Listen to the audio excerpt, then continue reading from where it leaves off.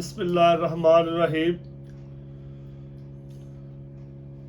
آپ کے سامنے حضرت امام اعظم ابو حنیفہ رحمۃ اللہ علیہ کا ایک واقعہ۔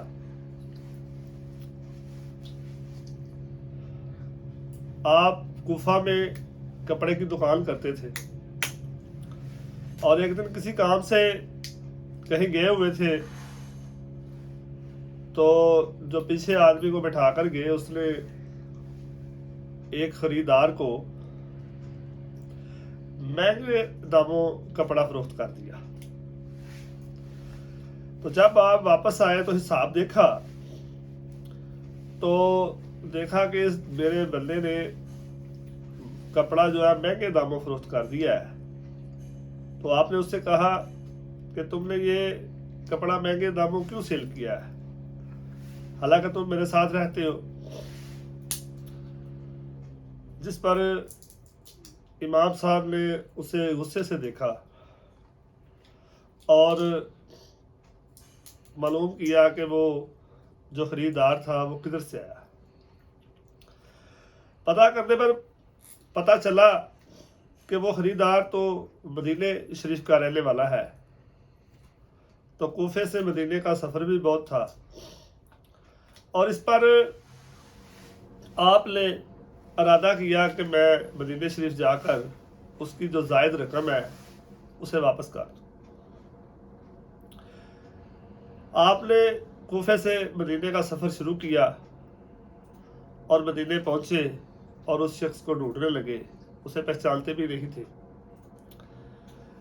تو ایک دن مسجد میں بیٹھے تھے تو ایک شخص نماز پڑھ رہا تھا، تو دیکھا کہ اس نے جو کپڑا پہنا ہوا ہے وہ امام صاحب کے ہی دکان سے خریدا ہوا ہے۔ تو آپ نے اس شخص سے کہا کہ یار یہ کپڑا تو میرا ہے، تم مجھے واپس کر دو۔ تو اس نے کہا حضرت میں نے یہ کپڑا تو کوفے سے حضرت امام اعظم ابو حنیفہ کی دکان سے خریدا ہے۔ تو آپ نے پوچھا تم ان کو پہچانتے ہو؟ انہوں نے کہا ہاں میں پہچان لوں گا۔ تو انہوں نے کہا میں ہی وہ ہوں اور مجھے تم یہ کپڑا واپس کر دو۔ اس نے کہا جناب میں نے تو یہ 3-4 دفعہ پہن لیا ہے، تو لہذا اگر آپ کے بندے نے مجھے سستا سیل کر دیا ہے تو آپ مجھ سے اور پیسے لے لیں۔ تو آپ نے کہا نہیں، میرے بندے نے پہلے ہی تم سے 600 درہم زیادہ لے لیا ہے، 1000 درہم لیا ہے، اور یہ کپڑا تو 400 کا ہے، تو لہذا تم یہ کپڑا مجھے واپس کر دو یا 600 درہم میرے سے واپس لے لو۔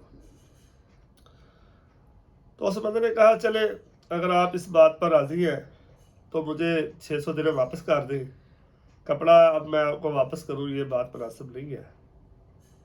تو امام صاحب نے وہ 600 درہم واپس لوٹائے اور اپنے دل کو سکون دیا اور اپنی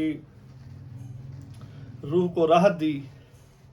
اس واقعے کو آپ کے سامنے بیان کرنے کا مقصد یہ ہے کہ ہمارے امام اعظم ابو حنیفہ نے جو تجارت کی وہ کتنی شفاف تھی، وہ کتنی صاف تھی۔ آج لوگ ان کی فقہ کے متعلق بات کرتے ہیں، ان کو اس بات سے سبق حاصل کرنا چاہیے کہ وہ ایک حق کے امام تھے، اور وہ جو فقہ ہم تک انہوں نے پہنچائی ہے وہ الحمدللہ حق اور سچ ہے۔ السلام علیکم۔